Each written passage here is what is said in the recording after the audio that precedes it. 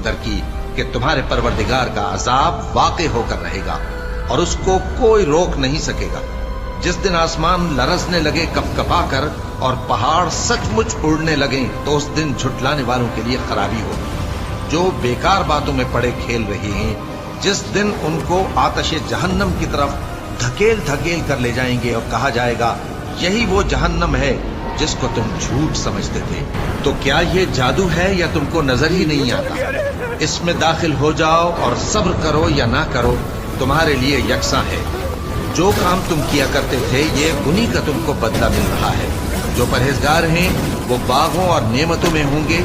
जो कुछ उनके परवरदिगार ने उनको बख्शा उसकी वजह से वो खुशहाल हैं और उनके परवरदिगार ने उनको दोज़ख के अजाब से बचा लिया। कहा जाएगा बिस्मिल्लाहिर्रहमानिर्रहीम, अल्लाह ताला के नाम से शुरू जो बड़ा मेहरबान और निहायत रहम करने वाला है।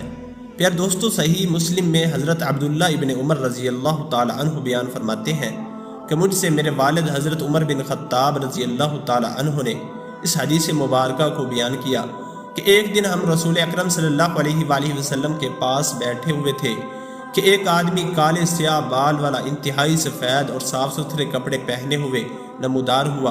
उस पर सफ़र के आसरात नहीं दिखाई देते थे और हम में से कोई उसे पहचानता भी नहीं था।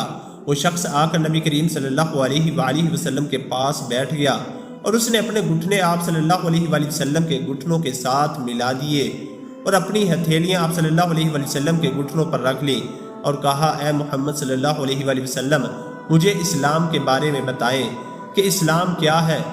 हज़रत पाक सल्लल्लाहु अलैहि वसल्लम ने इरशाद फरमाया, इस्लाम ये है कि तू ला इलाहा इल्लल्लाह मुहम्मदुर रसूलुल्लाह सल्लल्लाहु अलैहि वसल्लम की गवाही दे, नमाज कायम करे, ज़कात अदा करे, रमज़ान के रोज़े रखे और अगर इस्तिताअत हो तो बैतुल्लाह शरीफ का हज करे।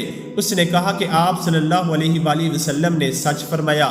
हम हैरान हुए कि खुद ही सवाल करता है और खुद ही तस्दीक भी करता है। उसने कहा कि मुझे ईमान के बारे में बताएं।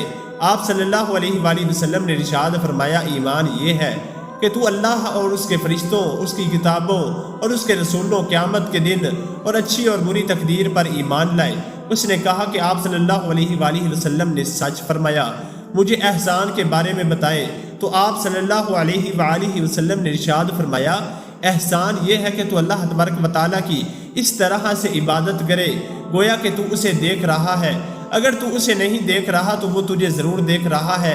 चुनाचे फिर उसके बाद ये अर्ज़ की कि मुझे क़यामत के बारे में बताएं, क़यामत कब आएगी।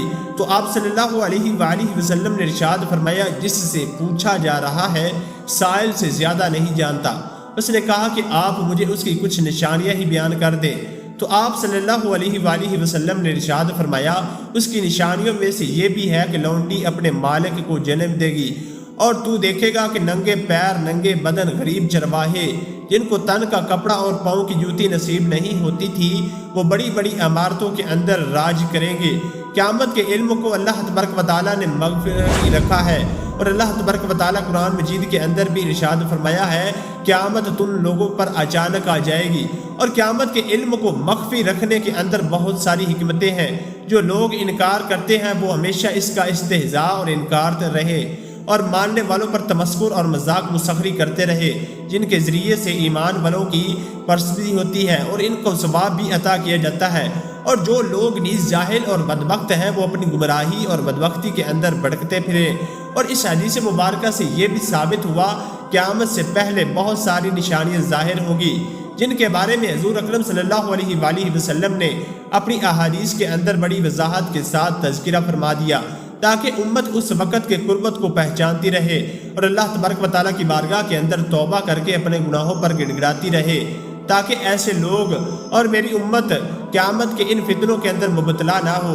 चुनाचे जब क़यामत की निशानियाँ पूरी हो जाएंगी तो मुसलमानों के बगलों के नीचे से एक खुशबूदार हवा गुजरेगी, जिससे तमाम मुसलमान वफात पा जाएंगे।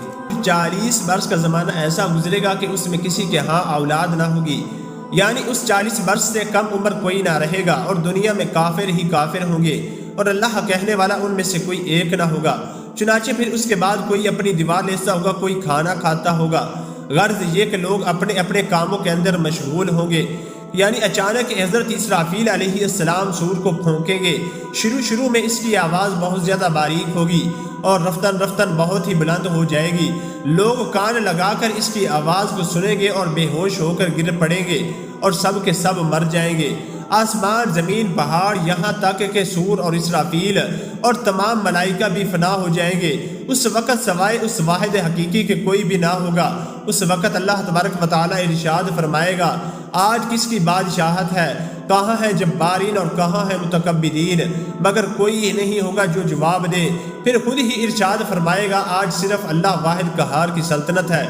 پھر جب اللہ تبارک و تعالیٰ چاہے گا حضرت اسرافیل علیہ السلام کو زندہ فرمائے گا اور صورت پیدا کر کے دوبارہ پھونکنے کا حکم دے گا۔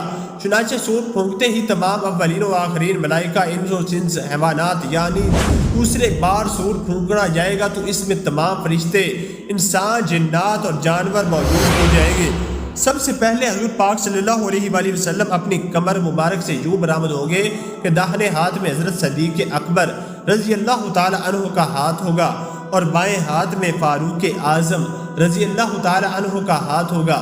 پھر مکہ معظمہ اور مدینہ طیبہ کے مقابل یعنی قبرستانوں میں جتنے مسلمان دفن ہیں سب زندہ ہو جائیں گے اور سب کو اپنے ہمراہ لے کر میدان محشر کی طرف تشریف لے کر جائیں گے۔ چنانچہ میدان محشر کے اندر لوگوں کے مختلف طریقوں سے جمع کیا جائے گا۔ کچھ لوگ ایسے ہوں گے جو پیدل چلتے ہوئے میدان محشر کے اندر جمع ہوں گے اور کچھ لوگ ایسے ہوں گے جو کہ اپنی قبروں سے نکل کر ان کے پاس سواریاں موجود ہوں گی تو ان پر سوار ہو جائیں گے۔ کسی سواری پر ایک، کسی پر دو اور کسی پر اس سے بھی زیادہ لوگ بیٹھے ہوں گے اور میدان محشر کی طرف کوچ کریں گے۔